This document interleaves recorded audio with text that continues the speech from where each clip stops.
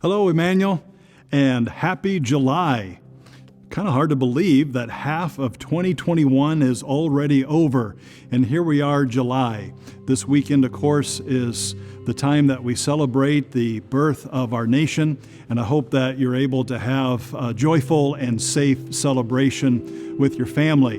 Now, as we think about the church, remember the month of June was the Great Awakening month.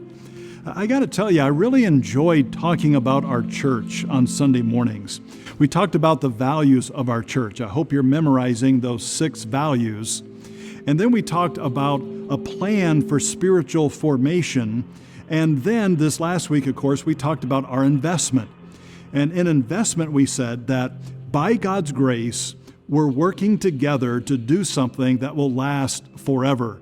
And I'm just really pleased with how you responded. We've got a lot of the response cards back in, but I wanted to say that if you haven't filled out one of the spiritual formation response cards, it looks something like this, that you would stop by church. You can pick one up in the foyer. There's also going to be a way that you can sign up online and fill this out. And over the next couple of weeks, if you haven't turned one of these in yet, please do. But we're really happy with the response that we've received. And here's what I got to tell you. This is what I'm excited about the most. Not necessarily because it's the most important of everything, but because as we've been thinking and praying about this fall, what we needed to have come together is a ministry for our children on Wednesday nights. And we were praying for somewhere between 12 and 20 who would express interest in helping us with that ministry, 12 to 20 adults. And I was so thankful as I looked through the response from Sunday. We already have 17 that have expressed some interest in helping with that ministry. So that tells me it's a go. It tells me that the things that we believe that God has been leading us to do by way of ministry this coming fall, that we can just keep the pedal to the metal and keep moving ahead. So thanks so much for how you've responded so far. And if you haven't filled out one of these cards, then I encourage you to do that sometime soon. Also, just want to remind you about summer prayer meetings. Sunday night, July 18th, the 25th, and then the first 2 Sunday nights of August, the 1st and the 8th. Those will be our summer prayer meetings. We've done this for many years, and we believe it's so very important for us to come together and to pray specifically about the fall ministries. And so I want to encourage you to be part every Sunday evening, 6 o'clock here at the church, be part of one of the prayer meetings. The first one, the 18th, is especially special because we have the Whitmans here that Sunday. Fred and Rachel Whitman have been our missionaries in Italy for over 50 years. And that night after the prayer meeting, we're going to have a special dessert fellowship in the fellowship hall with the Whitmans as we celebrate God's faithfulness of 50 years of church planting, gospel ministry in Italy.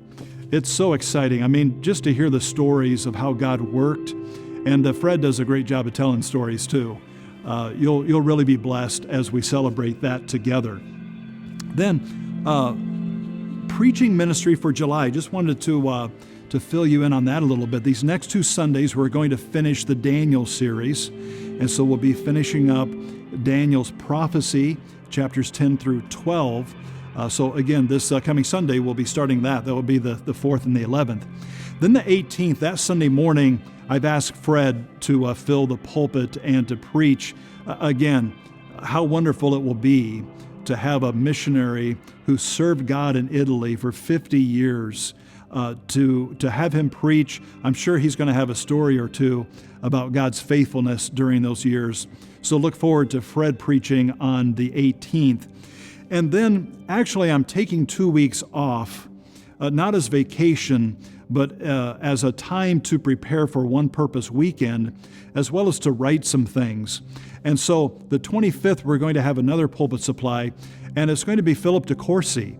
Some of you remember Philip. He was the pastor here at Emmanuel before I came. He's an excellent preacher.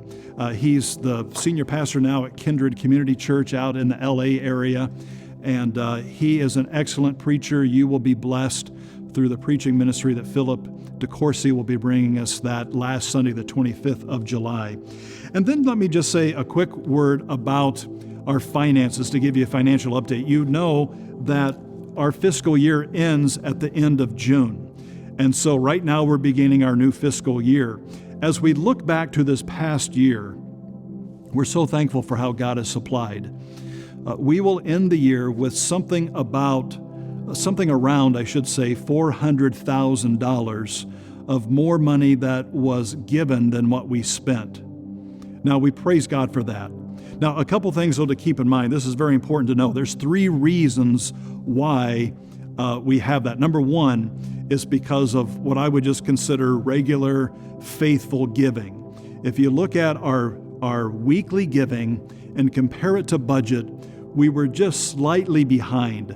What ended up for the year to be around $27,000. It's less than 2%. So that's really good. So I would say a steady weekly giving is one factor as to why we were able to end the year with a surplus. Number 2 would be one-time gifts. For instance, we had one full estate that the church received and then a partial estate.